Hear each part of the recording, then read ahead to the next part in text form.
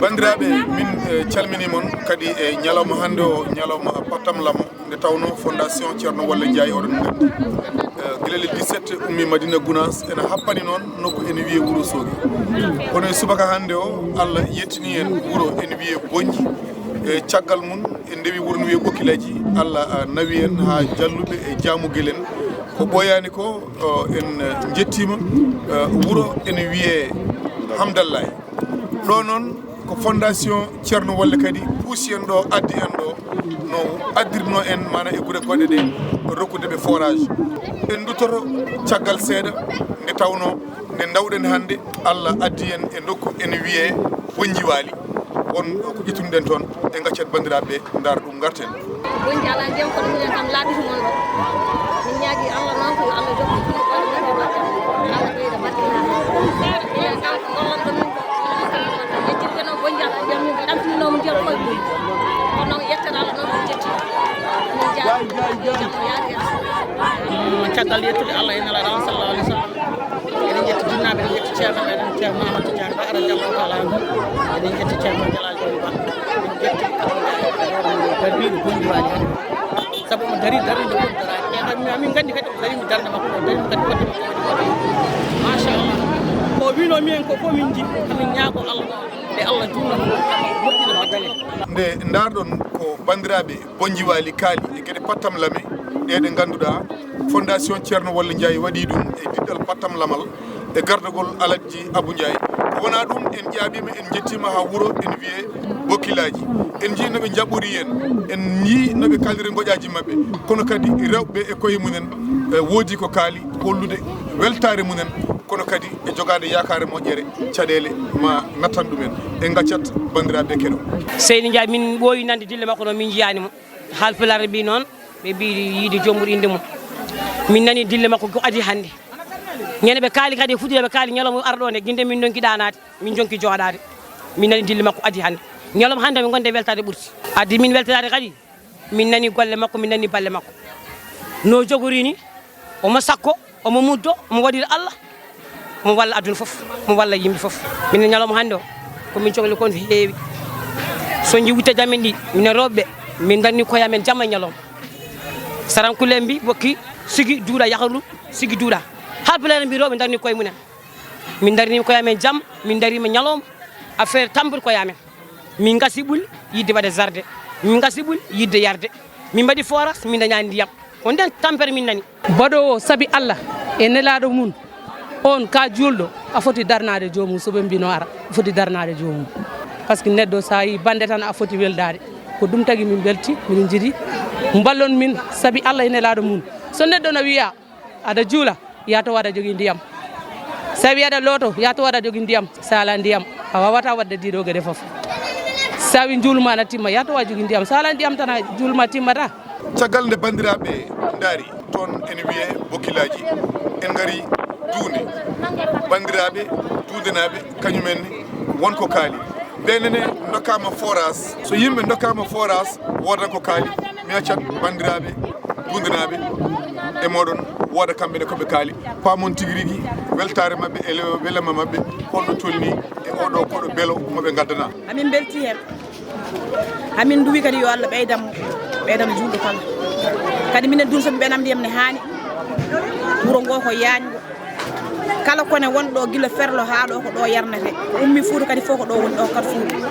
kala joom nagge gonɗo e leydi he ɗo ha Fuuta ko ɗo yarnata faye e ɓuuɗi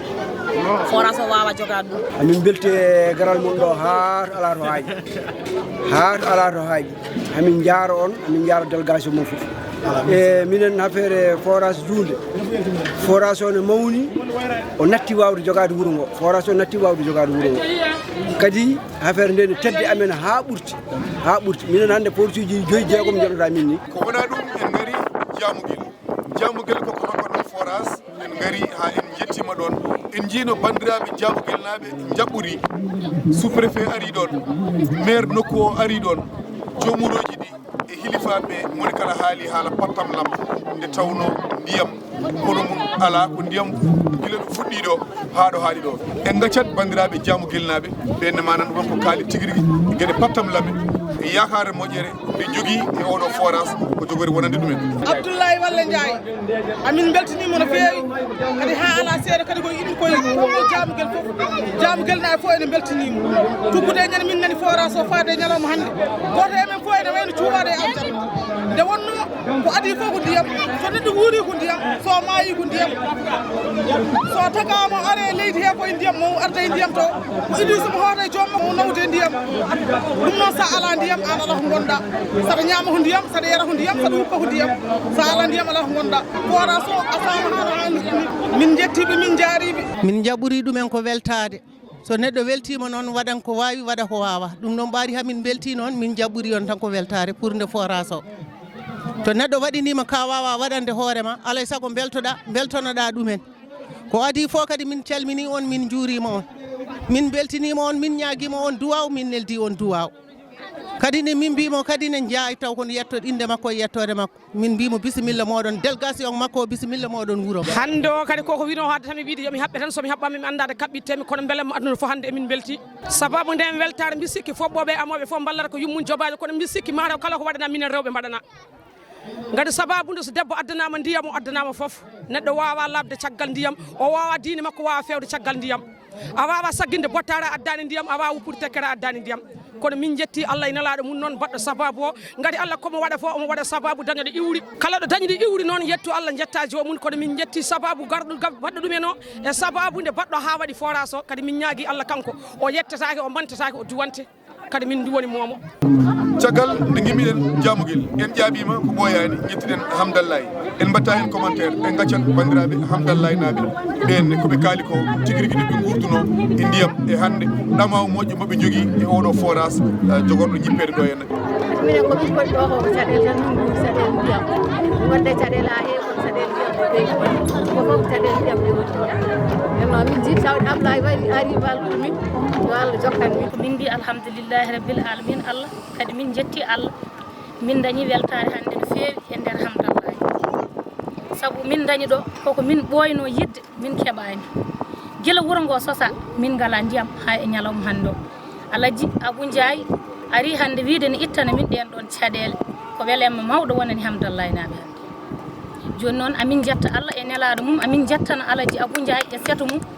e wonde ɗo ummiɗo Abdoulaye Walle e dendagal Madina Gounass naaɓe ceerno Amadou Tidiani Ba min jetta Allah e nelaɗo mum amin jettanamo Allah amin ñaago Allah kadi yo Allah junnu gurdam ɗam ko adi ngal ɗo ballal min guuri koye caɗele mawɗe sa ƴeewi min gommoto ko guila 2 heures jamma min gona e woyndu ha 7 heures suba amin jooɗi woyndu min ɓulno hakkude ɓulnade tan e horsitade a yarata a yarnata a lottatako hay waktu a rewata Allah no poɗɗa riwrude Allah ni saabu sa dañani ndiyam ala fof ko fewata e gueɗema